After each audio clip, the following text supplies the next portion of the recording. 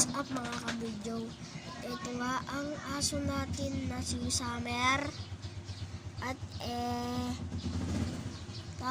nakakagat na siya sa akin.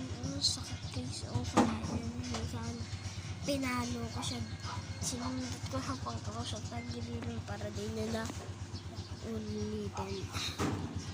So guys, kawakan pa natin siya.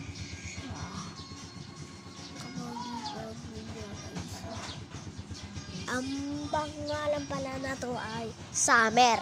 Tapos, ang lahi na to, lobo, kulay brown siya. Tapos,